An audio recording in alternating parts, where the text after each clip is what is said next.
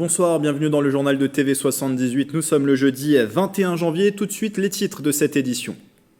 La visite d'Emmanuel Macron à l'université Paris-Saclay. Le président de la République est venu dévoiler le plan de la France pour développer l'ordinateur quantique. 1,8 milliard d'euros va être déboursé sur 5 ans en ce sens. En marge de ce déplacement, le chef d'État a rencontré également des étudiants.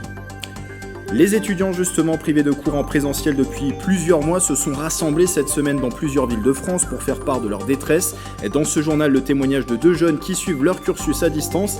Quel impact psychologique? Nous poserons la question à la psychanalyste Catherine Grangeard qui est notre invitée. Et puis l'épidémie a poussé aussi la cantine scolaire à s'adapter. Depuis la semaine dernière, le protocole sanitaire déjà strict a été renforcé par de nouvelles règles. Exemple à Voisin-le-Bretonneux et à Plaisir.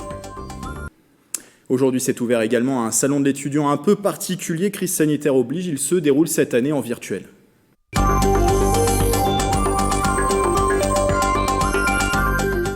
Avec l'investissement que nous décidons aujourd'hui collectivement, c'est-à-dire un engagement public-privé de 1,8 milliard d'euros, avec près d'1 milliard d'euros venant directement de l'État, ce que je suis venu vous dire, c'est profonde accélération et transformation de notre écosystème, mais le fait aussi que nous décidons de nous mettre sur le podium mondial en termes de financement d'investissement, en termes de quantique.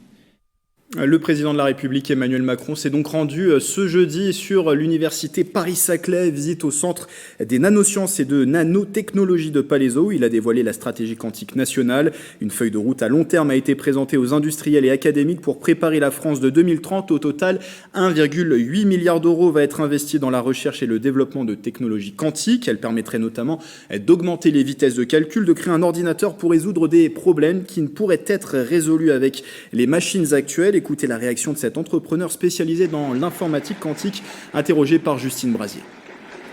Il y a une partie d'1,8 milliard qui va pour les laboratoires, pour des grands projets de recherche fondamentale, car il faut continuer dans cette voie, c'est très important. Il ne faut pas penser que c'est terminé. Et puis ensuite, il y a des grands projets d'application, donc commencer à mettre en route 2 réseaux de communication quantique, un entre Paris et un Paris-Saclay et un dans la région de Nice, par exemple. Ça, c'est du concret, c'est sur le terrain. Et ensuite, au niveau des ordinateurs quantiques, il y a comme ambition d'avoir un ordinateur quantique français bruité en 2023. Et concernant cette thématique, dans les Yvelines, Atos va inaugurer son laboratoire quantique au Claye-sous-Bois, et ce, cette année en 2021.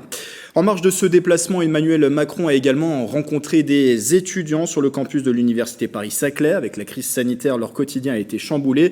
Peu ou pas de cours en présentiel, pas de petits boulots, crainte d'une insertion professionnelle plus difficile. Cette semaine d'ailleurs, des centaines d'étudiants s'étaient rassemblés dans plusieurs villes de France pour manifester leur détresse. Astrid Bergère et Éléonore Sinoquet sont allés justement à la rencontre de 2 étudiants yvelinois. Regardez.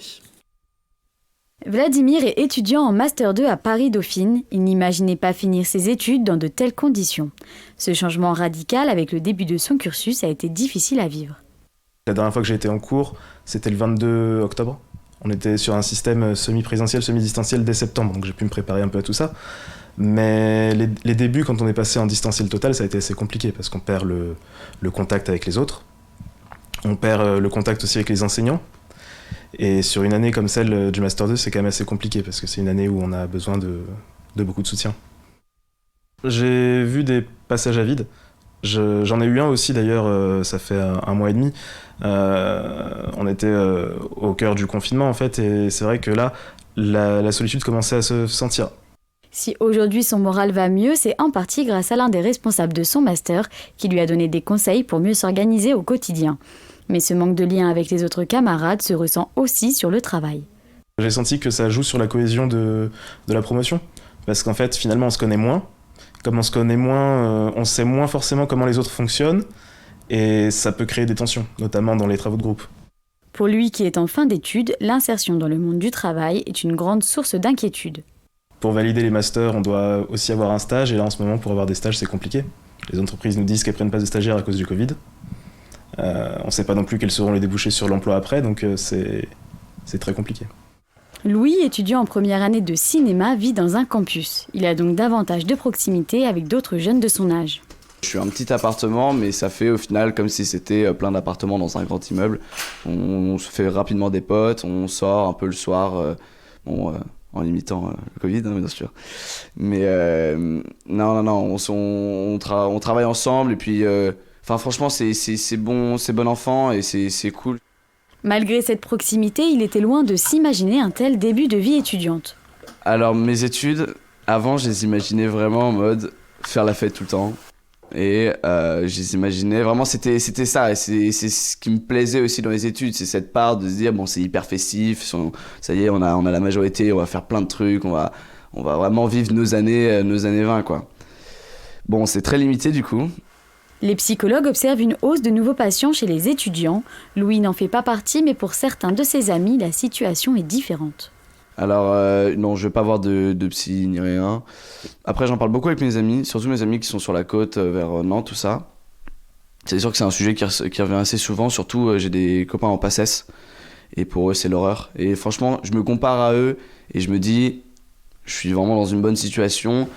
Face aux difficultés que rencontrent les étudiants, Emmanuel Macron a annoncé de nouvelles mesures. Il souhaite le retour des étudiants au moins une journée en présentiel par semaine et il affirme que les boursiers et non-boursiers pourront désormais manger 2 fois par jour au restaurant universitaire pour 1 euro. Le président de la République a d'ailleurs annoncé et confirmé aujourd'hui la création d'un chèque psy à destination des étudiants qui le souhaitent. Il permettra à partir du 1er février de pouvoir consulter un psychologue ou un psychiatre et de suivre des soins. Justement, on parle de cet impact de la crise sanitaire qu'il peut avoir, cet impact sur les étudiants. Avec mon invité par visioconférence, c'est Catherine Grangeard. Bonsoir. Oui, bonsoir. Vous êtes psychanalyste, psychologue et psychosociologue installé à Bennes. Alors déjà une réaction à cette annonce, la mise en place d'un chèque psychologique pour les étudiants annoncé par Emmanuel Macron. Est-ce que c'est une bonne chose selon vous ? Du coup, ça permet de ne pas mettre cette thématique, celle de l'impact psychologique que peut avoir la crise sanitaire sur les étudiants de côté.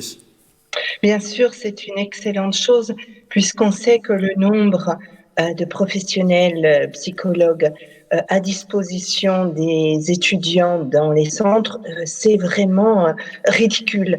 Donc, il faut faciliter, économiquement parlant, avec les chèques, la possibilité de consulter, puisqu'on sait aussi que cette période est extrêmement difficile. Elle l'est pour tout le monde, elle l'est en particulier pour les étudiants qui parfois se retrouvent seuls. Et dans le reportage, on a bien vu la différence entre celui qui vit en campus et celui qui vit seul, isolé. Il y a aussi tous ces gens qui vivent mal accompagnés dans des groupes où ça se passe pas bien, dans des familles, voire en couple. Et tout ceci complique les situations qui ne sont pas nées du confinement ou du couvre-feu, mais sont aggravées par ces conditions de vie. Est-ce que justement en ce moment, vous avez beaucoup de sollicitations pour des consultations de la part d'étudiants ou même de jeunes en général qui peuvent être impactés par cette crise sanitaire ? Ah oui, je confirme ce que vous dites. Il y a beaucoup plus de demandes de consultation en général et en particulier donc là pour la population jeune, étudiante, lycéenne qui s'inquiète. Toutes ces incertitudes pour l'avenir, c'est difficile à gérer pour des gens encore mal insérés dans la vie. Et donc le passage aux études supérieures est quelque chose qui déstabilise par définition, puisqu'on quitte un monde et on va vers un autre, c'est une transition. Et donc là, cette année est particulièrement compliquée. Et on ne sait pas quand ça va s'arrêter. Est-ce que les heures sombres sont encore devant nous ? Il se peut. On n'a pas de boule de cristal. Personne ne peut le dire. Et donc, ce sont les ressources internes qui comptent pour sécuriser les gens. Et ces ressources internes, elles sont à construire, à développer, à faire grandir dans cette situation de crise sanitaire. Le sentiment qui règne au travers de vos consultations avec vos patients, c'est quoi ? C'est le sentiment de détresse, d'abandon également en ce qui concerne le cas des étudiants Qu'est-ce qui C'est très, très, très, très variable. Il y a détresse, il y a abandon, il y a un sentiment d'être sans avenir, sans vision de l'avenir, plus exactement. Rien ne se passe comme prévu, il faut s'adapter. Il y a beaucoup de gens qui se sentent perdus. Et c'est peut-être ce mot perdu avec des degrés. Hein. La détresse et l'abandon, c'est le degré maximal. Mais il y a une sorte de mal-être et évidemment de solitude, d'isolement, le fait de ne pas aller en cours, de ne pas nouer les relations sociales, les relations de travail. Pour les uns, c'est faire la fête et pour les autres, c'est autre chose. C'est avoir des contacts, pouvoir travailler à plusieurs. Vous voyez, tout ceci fait partie de la jeunesse. C'est dur à tous les âges, mais c'est peut-être particulièrement dur quand on démarre dans la vie et ces mots MAUX sont tellement répandus que ça devient d'une banalité affligeante d'être mal dans sa peau. Justement, être privé de ces interactions sociales à ce moment de la vie, vous parliez d'un moment important, c'est un moment finalement quand on est étudiant, on s'émancipe davantage, on devient un jeune adulte. Est-ce que ça peut avoir de graves répercussions pour la suite ? Bien sûr. C'est un moment de construction, c'est un moment de transition, c'est un moment d'émancipation. Donc, bien évidemment, cette privation de liberté, ça crée une frustration absolument énorme. On s'était imaginé la vie autrement. On pensait, on fantasmait depuis longtemps ce passage comme étant vraiment très intéressant. Et là, rien ne se passe comme prévu. Patatras, il faut rebondir. Et donc, moi, vraiment, je vais insister pour tout le monde, hein, parce que tout le monde n'ira pas en consultation demain matin. Oui. Pour tout le monde, ce sont les ressources internes. Qu'est-ce qu'on fait quand ça se passe pas comme prévu? Vers quoi on va pouvoir se diriger en se disant, bon, il faut quand même que j'en tire quelque chose de positif. Hiérarchiser peut-être les points importants de l'existence, les appuis, et puis si besoin se dire bon là ça va absolument pas du tout, qu'est-ce que je vais changer? Parce que peut-être c'est un mode de vie qui doit être changé. Si on est seul et qu'on supporte pas la solitude, il faut aller vivre en coloc. Si on est en coloc ou en famille et que ça se passe mal, faut peut-être tenter quelque chose d'autre. Vous voyez, c'est tout ça que cet épisode doit pouvoir faire réfléchir pour ne pas perdre son temps, parce que sinon il y a ce sentiment atroce que les jours passent, s'empilent et on n'en fait rien du tout. Dernière question, Catherine Grangeard, en 30 secondes, très rapidement. Est-ce que vous êtes inquiète? Vous l'avez dit tout à l'heure, c'est une crise dont on ne connaît pas la fin. Est-ce que vous êtes de nature inquiète avec peut-être des répercussions psychologiques qui ressortiront dans plusieurs mois, dans plusieurs années, peut-être? C'est pas que je sois de nature inquiète, mais c'est que je sais qu'il y a des répercussions qui peuvent se profiler dans plusieurs mois. Parfois, on tient durant l'épreuve, on s'écroule après. Donc, vous voyez, en quelques mots, c'est les heures sombres doivent aller renforcer ce qui est au fond de nous. Ce qu'on ne trouve pas à l'extérieur, bien, on fait vraiment s'épanouir ce que l'on porte et on hiérarchise. C'est ça peut-être mes conseils.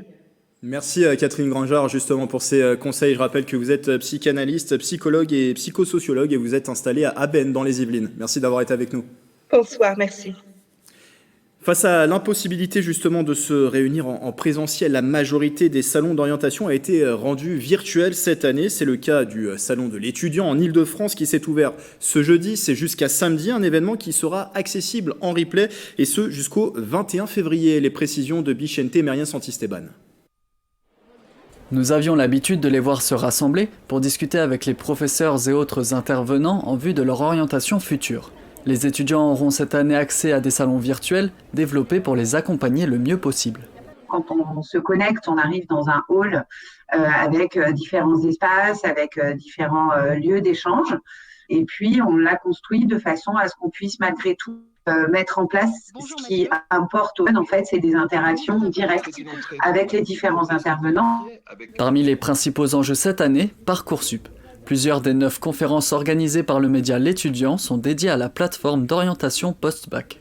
C'est vraiment l'occasion pour ces jeunes qui se posent des questions sur cette procédure et on sait à quel point ça peut être compliqué en cette période de crise sanitaire et à quel point déjà d'ordinaire ça peut être un petit peu anxiogène.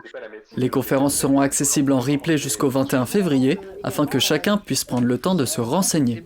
Un nouveau format qui pourrait être utilisé en complément du salon physique dès l'année prochaine.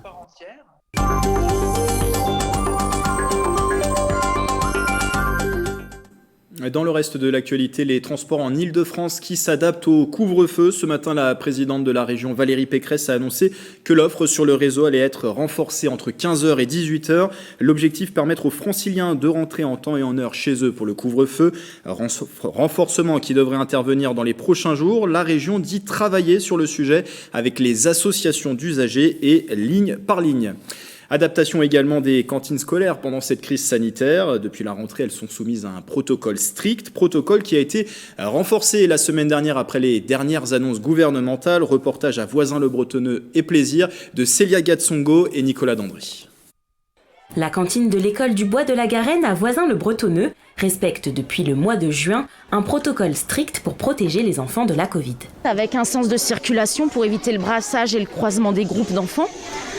Il y a un animateur par classe qui est chargé de gérer le passage au sanitaire, le lavage des mains. Nous avons également la mise en place sur les services. Les animateurs servent le pain individuellement, ils servent l'eau. Les enfants ne circulent plus au sein du réfectoire. Un plan de table a été établi par classe et les élèves doivent rester sur la même table toute la semaine. 2 services sont effectués pour ne pas mélanger les élèves. Nous n'avons jamais changé le protocole sanitaire depuis le mois de juin. Alors qu'on aurait pu le relâcher en septembre, mais on est resté toujours sur la même chose, donc on était en avance sur ce qui nous était demandé. Dans cette autre école élémentaire à Plaisir, les élèves doivent porter le masque en permanence et sont eux aussi rangés par classe. On doit absolument se mettre avec sa classe, donc si tu as d'autres copains dans une autre classe, tu peux pas aller manger avec eux. Donc c'est dommage, mais si tu as des copains dans ta classe, c'est bien. Faut pas que tu touches à tout. Avec le coronavirus, c'est normal, c'est pour c'est pour le bien des autres, quoi. La cantine fonctionne en self, une réorganisation a dû être également faite. Un animateur dédié avec des gants et un lavage de mains préalable pour servir au plateau le pain, les couverts. Et ensuite, les enfants passent sur le self. Dans certaines cantines des écoles de la ville, la mairie a instauré 3 services. Objectif, moins d'enfants dans le réfectoire. Et à Voisins-le-Bretonneux, où nous étions dans ce reportage, le collège Champollion a adapté l'accès à sa cantine en limitant le nombre d'élèves. Pour se plier au renforcement du protocole, les places en demi-pension sont réservées désormais aux collégiens en situation de handicap, aux boursiers, aux 6e et à 2 classes de 5e. Les autres élèves peuvent accéder à des paniers repas. Joints par notre rédaction, ni l'établissement ni l'Académie de Versailles n'ont souhaité s'exprimer sur le sujet. Cette image à Poissy, à présent, le journaliste sportif Pierre Ménès était ce jeudi au centre de vaccination chez Morissette. Le maire de la commune, Carl Olive, l'a accueilli à cette occasion. Pierre Ménès fait partie des personnes à risque puisqu'il a subi 2 greffes, reins et foie, ces dernières années. Il a donc décidé de recevoir la première injection dès aujourd'hui avant un rappel dans 15 jours. On écoute sa réaction au micro de Mickaël Elmidoro et de Marie-Lou Legal. Je suis assez pragmatique dans la vie. On a pleuré pour avoir des masques quand il y avait des masques, on ne voulait pas en mettre. On a pleuré pour avoir des vaccins. Aujourd'hui, on voit qu'il y a quasiment la moitié des Français, un petit peu moins heureusement aujourd'hui, qui sont contre. Moi, je trouve que voilà, si on veut revivre normalement, qu'on veut que le pays reparte normalement, il faut qu'on soit un maximum à être vacciné le plus vite possible. Je crois à la force de l'image, je crois à la force de l'exemplarité, et toutes celles et ceux qui modestement peuvent inciter encore une population qui est indécise à se faire vacciner, elles en sont convaincues, elles deviennent convaincantes. Avant de vous laisser cet événement, demain vendredi, l'UVSQ-SAT rejoindra l'espace à partir de 15h24 heure française. Le nanosatellite sera mis en orbite par la fusée Falcon 9 de SpaceX, lancement depuis la base de Cap Canaveral en Floride. Gros comme un Rubik's Cube, l'UVSQ-SAT a été développé dans les locaux du Latmos à Guyancourt. Ce satellite sera dédié à l'étude du bilan radiatif de la Terre et à l'influence de l'éclairement solaire sur le climat. Un lancement que vous pourrez suivre en direct demain sur TV78. L'émission 7-8 Week-end se mobilise pour l'occasion. Prise d'antenne aux alentours de 15h23 demain vendredi. Voilà, c'est la fin de ce journal. Merci de votre fidélité. Très belle soirée avec TV78.